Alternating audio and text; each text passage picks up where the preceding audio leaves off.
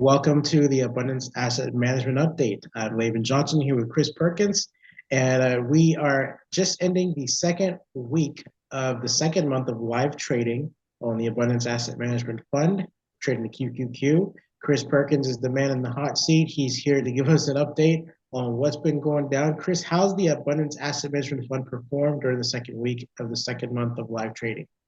Well, since April 1st, we are up 0.58% on our trading result, which is really impressive when you think about the QQQ is down since April 1st by 0.49%. So it's not a lot of action. I mean, it's been a lot of action in the intraday trades. Like it's been up, down, sideways. It's been all over the place, right? Through the days. But with our strategy, we don't focus on the day-to-day price action of the asset itself. We just sell the secured stock options, follow our strategy, and stay consistent with it. So in times like this, when the stock's just it's slowly going down, that's an ideal market for our strategy. Right. And how does that compare to the S&P 500? Because that's just generally the one that we're all listening to on the news, and we see all the tickers. Yeah, and that's our primary goal, is to outperform the S&P 500's performance. I mean, that's kind of the benchmark of outperformance in the asset management world, right? So since April 1st, the S&P 500, the SPY is the ETF that tracks it, is up by 0.36%. And so we're beating it with a 0.58% return. It's amazing. And these numbers are vastly different than the ones we were just reporting at the end of last month. Last month, we saw a huge pop in prices. It almost seemed artificial to me. I was looking at it, like, what is going on? Like, what is going on? Do you want to comment on that? Yeah, I mean, I can comment on anything. So in scenarios, what we know about abundance asset management and the strategy is that there are times in the market that it's not designed to outperform in. Those are outlying times, we call them. So in scenarios where the market just takes off like it did in March and it was up by 9.4%, the QQQ was up by 9.4%. Our strategy is not designed to keep up with that because it doesn't tend to continue on an annual basis. And so Right. now we're seeing We proof wish. of, yeah, I mean, we sort of do wish, right? But in April, we've seen evidence of that. There's been a slight pullback in the market so far in April. And I don't know if that's going to continue. Maybe it will, maybe it won't. I don't know. And part of our strategy is we're not trying to figure out what it might do. Right. Nobody really knows what's going to happen, because what really affects the price in a day-to-day basis? There's a lot of controversy and a lot of people that make a lot of money advertising what might influence the market. It's a lot of emotions in the market. Warren Buffett also says that in the short term, the stock market is a voting machine, and the long term, it's a weigh scale. So we invest for the long term, and we don't focus on what might happen in the news, what might be reported, what might happen. If we constantly live in fear, we'd be stuck in analysis paralysis forever. And, the biggest problem in any business is lack of execution. And that's, not part of our business plan. We're here to execute and generate cash flow. We're definitely doing that. Definitely Yeah. doing that. We know it's been a long time getting here, but we're doing it, and it's amazing to be here at this. It's a really exciting time for us here at the fund, and we really hope that those looking in and learning about us for the first time, I can really see that this is a really exciting time, and come join us. Yeah. Have there been just in the market any significant changes that affected our strategy during the last couple of weeks? So we don't change our strategy. We have mathematical formulas that dictate the trades that we make. And we only trade based on those mathematical formulas. So we just trade what's in front of us on the screen. And so we're not trying to figure out if the stock price is going to go up next week. I like to say we're getting paid to wait. Right. So how we use stock options, in a general form is we use them like limit orders. So by selling a call, we don't look at it like we're selling a stock option that we're trying to be bearish on the stock or neutral on the stock. We're looking at it like if the stock price goes up to this call strike price in this period of time, I'm happy to get rid of the shares because there's a healthy profit there. And then the alternative side, on the put side, if we right now we have 400 shares of the QQQ, we haven't been able to get to our target of 50% invested in the stock just because of the price action that's been happening. That being said, I don't really care if we get 50% invested in the stock. I mean, I'll take positive returns. That's fine with me. Our average price of the stock that we own of those 400 shares is $315. So we've also sold puts at 313. So let's say the stock price goes down, we'll buy more stock at that cheaper price of 313. So it brings the average price of the stock down. Yeah, it brings our average cost down. You know, it's referred to as dollar cost averaging. DCA. Yep. Yeah. Dollar Yeah. cost average. Yeah, I know that term. Yeah, there you go.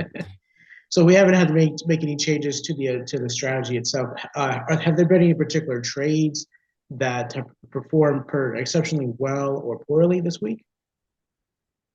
Not really. There's been a lot of up, down, and sideways momentum. You know, like today at one point it was down, QQQ was down by over 1%, and I did nothing today. I didn't make a single trade. We had all of our trades open. I didn't want to put any more risk on the table. And I didn't close any of the calls because they weren't profitable enough to justify closing them. So I just left them be. And then on the other side of things, none of the puts went so far against us that it warranted selling another put. So we want the put trades, in order to make another put trade, we want them to go against us hard enough that it justifies selling another one at a cheaper strike. And it just didn't hit that today. Gotcha. Interesting. So how do our current results compare to our initial projections? The models that we built, you know, the current trading is absolutely a reflection of those models. So it's all it is staying consistent and not deviating. You know, like you ask about, have we changed the strategy, or do we forecast needing to change the strategy? And the thing that we absolutely need to do is not change the strategy and just stay consistent with that strategy. And you know, that's the biggest thing. I've always said, like, the hardest thing for a trader to do is nothing. Yeah. It's very difficult to look at the screen and look at all those numbers because there's opportunities there, right? But in order to manage your risk properly, you got to wait. That's serious.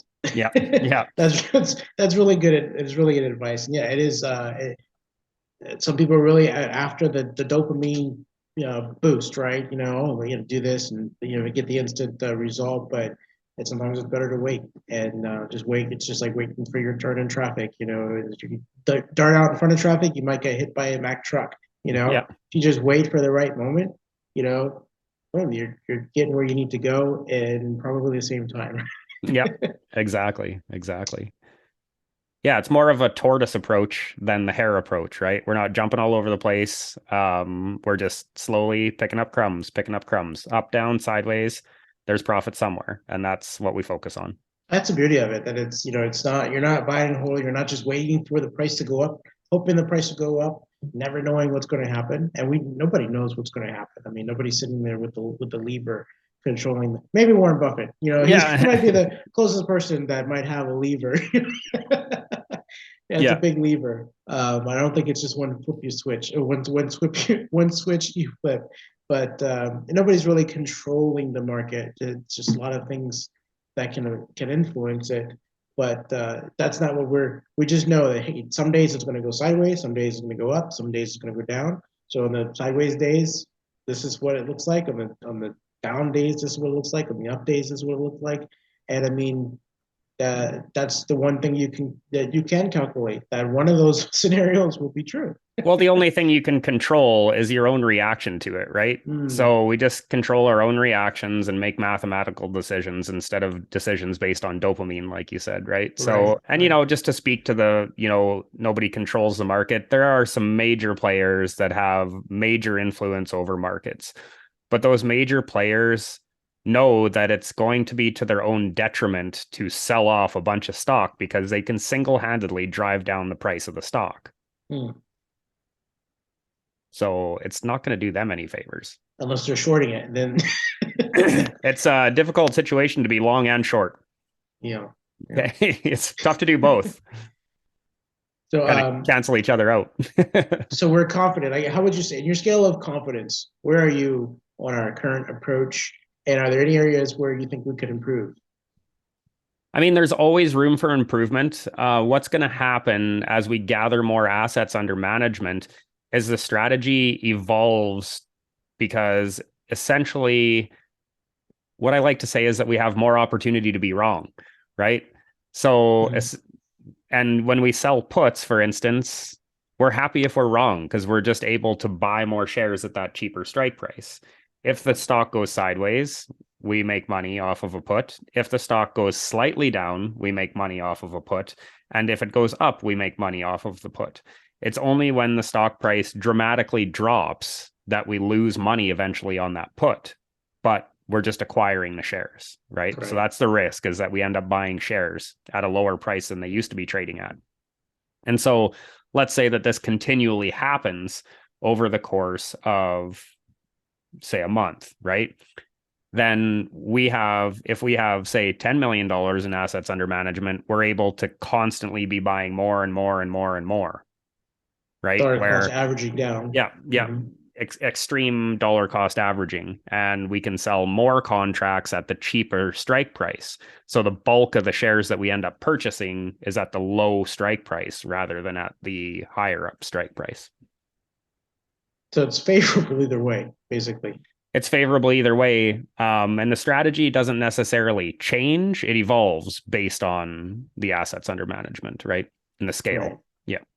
It's the decisions you make at the moment are based on, because what is it, about a 50-50 cash to stock ratio that we're trying to That's what we're targeting. Yeah, maintain? that's what we Mhm. target. It's going to ebb and flow as the market ebbs and flows up and down, right? So the further it Mhm. goes down, the more invested we'll get. The further it goes up, the more into cash we will get, the less invested we'll be. So it's almost like a cushion for volatility. So if you were in the market and it goes up by 5% in the month, let's say, we'd be getting rid of shares on the way up. Where if in the inverse scenario, we'll be buying on the way down. So we do exactly the opposite of what the masses are doing. Right. They're buying high and selling low. Yeah. And our trades are designed to do exactly the opposite. Good. That's what we're supposed to be doing, right? Yeah, that's what everyone should be doing, but And it's getting paid to make the buy. That's the best part. yeah, Getting paid cash from the premiums to make the buy. yeah, That's what I think is really cool. yeah. I think that's really cool. What steps are we taking to ensure that we're providing the best possible returns for our investors while managing risk effectively?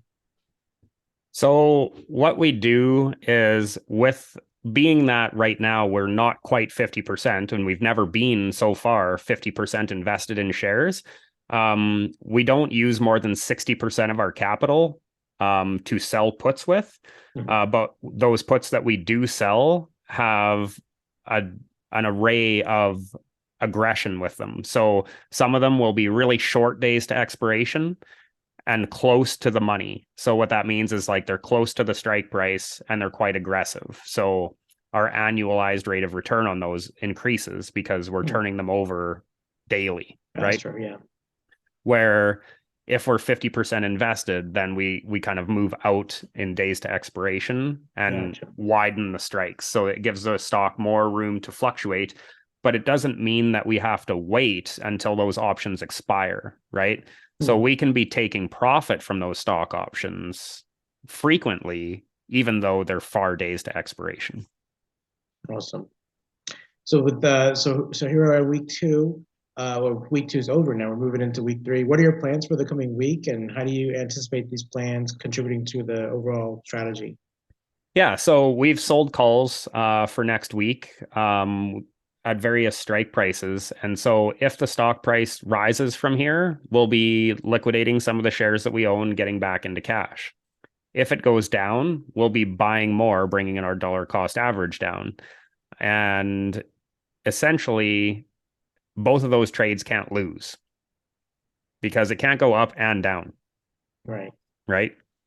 On the same days. So we'll have puts that expire on the same days as the calls. And so either way, one of them has to make money. And it's actually probable that both of them make money, especially in the market scenario we're in right now, where it just keeps bouncing around and not really having any finishing big moves up or big moves down, right? Right. So would we call that volatility, the bouncing around during the day? Yeah. Yep. Awesome. Yeah. So we're profiting on the intraday. volatility, intraday volatility. Yeah. Awesome. So do you have any closing thoughts to share with our audience? I think a lot of people invest with fear, or rather don't invest because of fear. And I think personally that the cure to that fear is education. And it doesn't matter, we're talking investment context here, but it can be with other things as well. Like I like kiteboarding, for instance, and I was scared of doing it for 2 years. And I didn't do it for 2 years, and I regret it because it's the most fun sport I've ever done in my whole life. And I didn't do it because I was scared of getting hurt. And instead of living in that fear, I met somebody that told me about how he learned to do it. Hire somebody that knows how to do it to teach you how to do it. And I did that. And in 10 hours, he taught me how to do it. And I was having more fun doing it than I ever thought possible. And so you don't even have to hire me. But I can teach people how to do this in a simulator so that you don't have to risk any money, and you can learn how this works without really risking anything other than your time. And the worst thing that's going to happen is you're going to learn something new. That's awesome. And it's really, for you to offer that, I think is phenomenal, because I think a lot of people wouldn't. Some people would just try to sell it or just keep it to themselves. And I think that you really want this to be something that everyone can access. I know that our fund right now, because of the way we're structured, it's for accredited investors, but hopefully down the road, we'll be able to, to maybe set up a second fund or do something to allow the average person to be able to access it. But in the meantime, we can learn, and we can teach, and I think that's a beautiful thing. That was Chris Perkins, CEO of Abundance Asset Management. I'm Laban Johnson, Chief Marketing Officer here at Abundance Asset Management. Do you have questions about the Abundance Strategy or the Abundance Asset Management Fund? Visit abundanceassetmanagement.com, where you can book a Zoom call with Chris, subscribe to our newsletter, and find us on social media. And if you're watching us on YouTube, don't forget to like and subscribe to our channel. Thank you for watching.